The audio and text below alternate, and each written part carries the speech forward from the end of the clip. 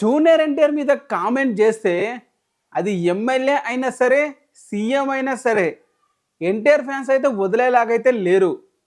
మొన్న Anantapur urban MLA Daggubati Prasad గారు junior NTR గారి ఫ్యామిలీ మీద చేసిన కామెంట్స్ని లీక్ అయితే అవ్వడం అయితే జరిగింది.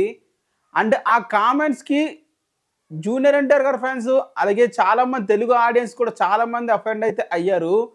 అండ్ దీని మీద అటున్న ఏపీ గవర్నమెంట్ కూడా ఎటువంటి యాక్షన్ కూడా తీసుకోవట్లేదు ఆ ఎమ్మెల్యే మీద. వై అంటే మాత్రం వాళ్ళకి ఇంకా క్లారిటీ రాలేదంట అసలు నిజంగా ఆడియో క్లిప్ నిజమో కాదని చెప్పి.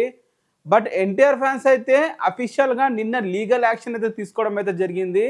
ఆల్రెడీ ఒకసారి వార్నింగ్ కూడా ఇచ్చారు వాళ్ళు. బహిరంగంగా క్షమాపణ చెప్పకపోతే మేము దీన్ని భారీ స్థాయిలోకి తీసుకెళ్తాం, చెలో అనంతపూర్ విధంగా నినాదాలు అయితే మొదలు పెడతామని అయితే అన్నారు.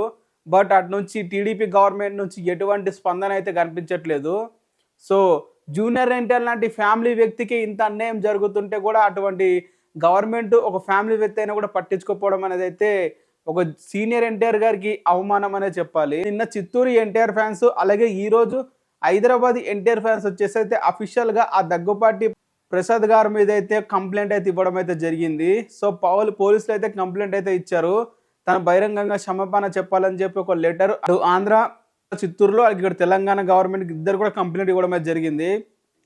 మరి ఎవరైనా దీని మీద యాక్షన్ తీసుకుంటారా లేదా అనేది అయితే చూడాలి. జూనియర్ ఎన్టీఆర్ గారు ఇండస్ట్రీలో ఎటువంటి సమస్యలు ఉన్నా ఫస్ట్ గా రియాక్ట్ అయితే అవుతాడు. ఒకసారి కొండా సురేఖ గారు సమంత మీద కామెంట్ చేసిన మాటలకి వెంటనే స్పందనగా ట్విట్టర్లో తన ట్వీట్ అయితే వేశాడు.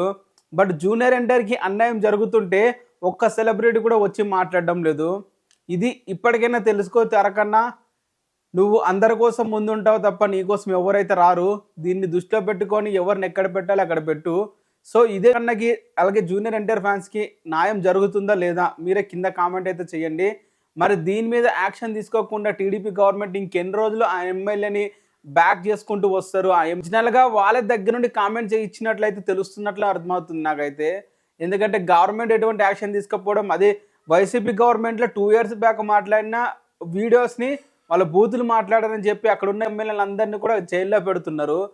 కరెక్ట్గా ఎమ్మెల్యే మీ పార్టీలో ఉన్నారు, తన మీద ఎటువంటి యాక్షన్ తీసుకోకపోవడం అనేది అయితే విచిత్రంగా అయితే ఉంది నాకు. మరి మీరేమంటారు? తారకన్న కూడా ఎన్నికల్లో పోటీ చేసి సీఎం క్యాండిడేట్ అయ్యి సీఎం అయిన తర్వాత వీళ్ళ మీద రివెంజ్ తీసుకోవాలనుకుంటున్నారు. అదే జరగాలంటే కోరుకోండి, తప్పక జరుగుతుంది. ఏమంటారు దీని మీద కింద కామెంట్ అయితే చేయండి.